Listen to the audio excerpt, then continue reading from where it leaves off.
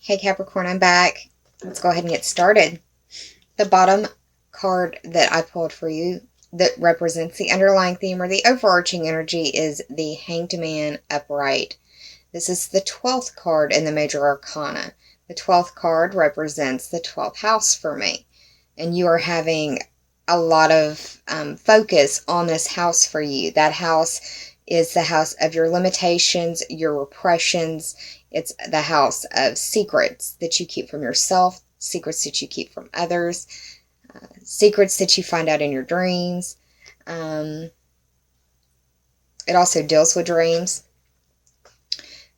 This card, as a Major Arcana card, represents the planet Neptune. Neptune is going direct on the 19th or 20th of the month, depending on where you live. And this is an out of the fog sort of situation occurring in your third house, dealing with communication. So things may become very, very clear for you. You may be seeing the situation from a completely different perspective. And because this is occurring in your third house, you may be getting communication or getting news that makes you feel as though the rug has been pulled from underneath of you and you're literally, your world is turned upside down because the character is upside down. Pardon me.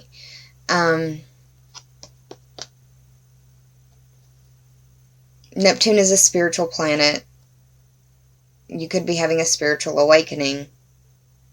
But I really feel like this is more of a communication that kind of throws you for a loop. This card, as a Major Arcana card, represents getting another perspective. So, and when I also see this card, when I do readings for myself, it tells me that I need to do more yoga. So get on your yoga mats. If you don't know how to do yoga or you want to learn how, YouTube has a lot of free newbie videos. I suggest Hatha Yoga, Hatha. It is low impact and is a great way to start. Slow and steady wins the race. Don't push yourself, but challenge yourself, if that makes sense. So, it's going to be looking at things from a new perspective. The first of the top three for clarity is the Seven of Swords. The Seven represents the 7th house, which is the house of your partnerships and how you identify with others. It is how you learn about yourself through your relationships with others. And this can be intimate relationships, business partnerships. It's also counseling and open enemies. And this guy right here is openly stealing and sneaking away, getting away with it. While everyone else is in the tents and being distracted, this guy's just walking off with all of it. Talked about the 7th house. The swords represent air signs. The air signs are Gemini, Libra, and Aquarius. This could be their sun, moon, or rising sign, just depending. But this card is the card for me of, I think Dirty Rotten Scoundrel. When I see this card, I think deceit. I think intentional deceit, intentional misinformation. Just, yeah, not cool.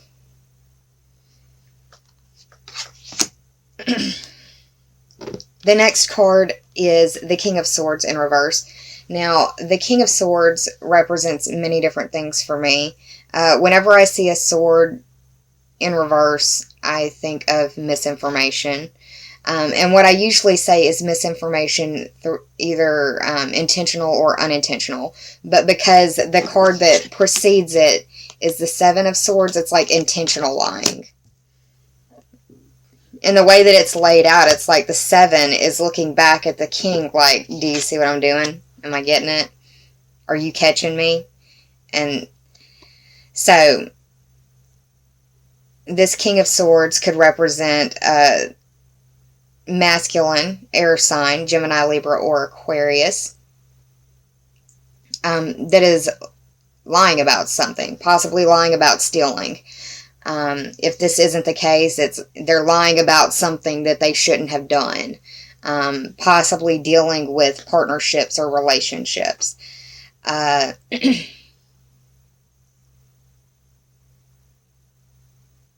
This King of Swords is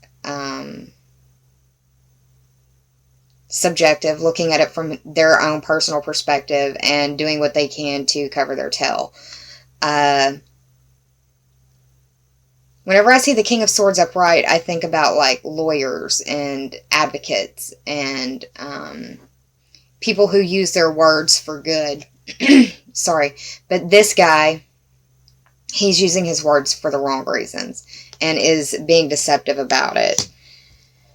And it ends up with the Page of Wands, which for me is indicative of an argument in some way. The fact that the Page of Wands is upright, it feels like this is going to be an argument, and I'm almost willing to go out on a bet and say that it will be with like an Aquarius, because Mars is moving into Aquarius. If it's not, this person has a lot of Aquarius energy in their chart. That this guy has a lot of Aquarius energy in his chart, and he thinks he's got away with it, but this guy's like, oh hell no, you haven't. I've been sitting back and watching, and now it's my time to get you, and you think you got me, but I got both my hands on you. I see this. Hot-headed.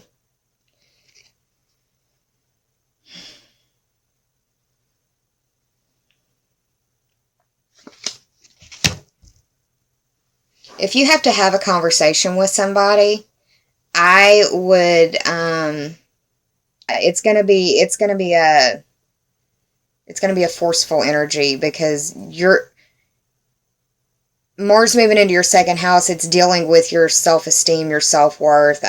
It's your earning ability and money and that sort of stuff too. But the way that the cards are reading, it's like you have something to tell somebody, and you've got a new perspective on the situation, and you see what this is. You see who it is for what it is and what they've done and how they've been lying, and you've got your back. Like, this is you. You're not a fire sign, but I see this as you in this spread. You've got your back turned on the situation. Like, I see it for what it is now, but I'm finna give you one good, you finna get one good lashing from me over this.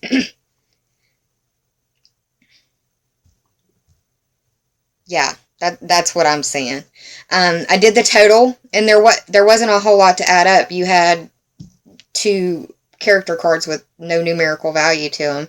Had the 7 of Swords and the Hanged Man, which is 12. That's 19. 1 plus 9 is 10, and that speaks to your 10th house. You've got Jupiter in your 10th house, and that's your house of career, status, reputation, dealing with authorities, authority figures, and authorities in their fields. William Shakespeare said, all the world is a stage. And I look at the 10th house as a stage that you approach the world on, and how the world knows you. So, Jupiter being in your 10th, it's expanding that area. It's probably changing or blowing up that area. A lot of hot air in that area, possibly.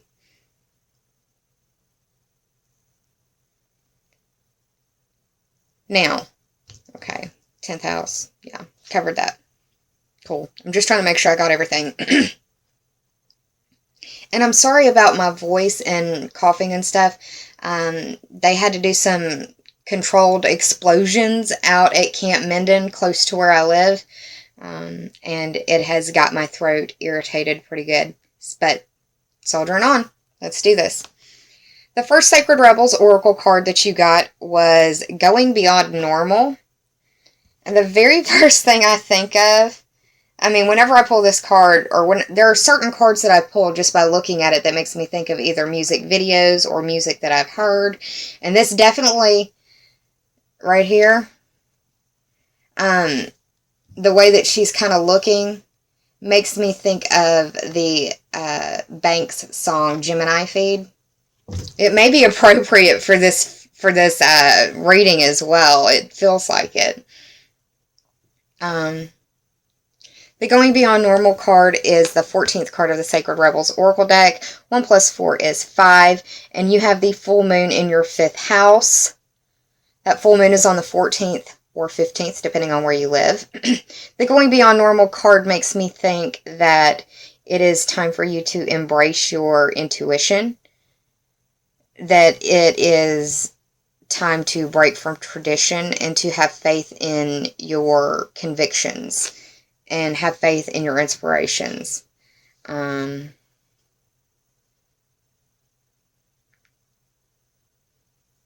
you also need to trust in your struggle. That everything that you're going through is preparing you for something bigger. And I know that sounds cliche and that sounds trite, but it's truly the situation. You can't expect to be thrown into the position of being a CEO if you've never been a manager before. You know, you've got to have those building blocks, and sometimes it hurts. Some growth hurts. They don't call it growing pains for nothing. And spiritual growing pains are especially relevant too. But don't be afraid to go beyond normal. Embrace your inner rebel. Fly your freak flag proudly. It will help you in this time, especially with the full moon being in the 5th house. And if you're an artist or a creative being, in whatever way that you put yourself out into the world, break from normal, break from tradition, follow your intuition, and know that everything is just another piece of the puzzle for you. The second card that you got is Bring It Into Form, which feels very creative as well. The numerology on this card is 41. 4 plus 1 is 5. That's some pretty awesome synchronicity. If you add 5 and 5 together, that's 10, which adds up to this. So, pretty important messages for you here concerning creation and your, even your love sector, possibly, because that's a house of falling in love. Bring it into form. If you've been deliberating on something that's like a yes or no, should I or shouldn't I, this card is an oracle confirmation of yes. But be bold in your approach. And if you haven't done so, finish your project so that you can create more. And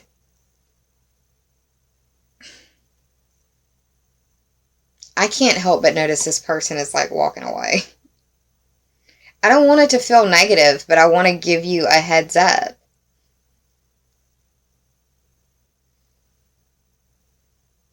This could be you, or this could be somebody else, or this could be how you feel after speaking your piece to this person who's been lying. Because I feel like it's somebody who has been lying. And I don't say that in my videos normally. I usually say, misinformation through either intent or or you know what I mean.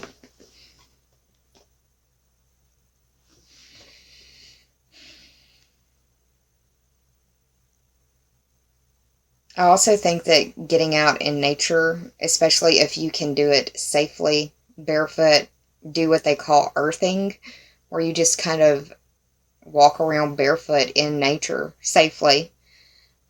Safely. But it helps to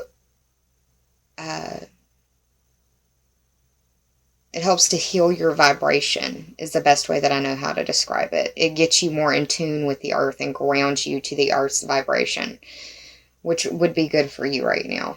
You're an earth sign, Capricorn. You need to be in tune with the earth. Now, another reason why I feel like this is probably love and relationship stuff is because of the reflection card that came up for healing and meditation. So it's like you're reflecting on what has gone on and the good, the bad, and the ugly. And the best thing that you can do to move on from whatever the situation is, especially what's being brought forth in the tarot spread, is be in your integrity. Even if you've done something wrong, admit to it, but also, Don't allow somebody to browbeat you over and over and over again because of a mistake. Now, if you are repeatedly making mistakes, then you need to check yourself. But if this is something that, isn't a regular occurrence and you need to admit what you've done, but be in your integrity and make it right. Find out, communicate, ask what can I do to make it right. Neptune is going direct in your third house. It is the perfect time for you to look back on what has gone on and try to communicate to make it right. Speak your truth, speak it in love, and listen to what the other person has to say. Don't just wait for your turn to talk. Now, let's see what the reflection card says. Great unhappiness or pain can be mitigated by reflective meditation. This means putting the problem into perspective and accepting the reality of a situation. Holy guacamole. Putting a situation into a different perspective. That's exactly what this card means.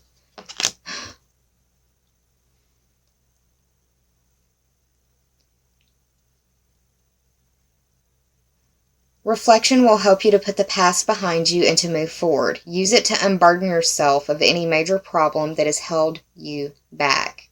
Consider the following on reflection, Capricorn. Reflect on all the gifts life has given you. Reflect quietly on any pain or unhappiness that you may be experiencing. Understand that suffering is in the past, and that's a place to learn from. Breathe in, and as you breathe out, bad thoughts can leave you. Accept yourself where you are right now.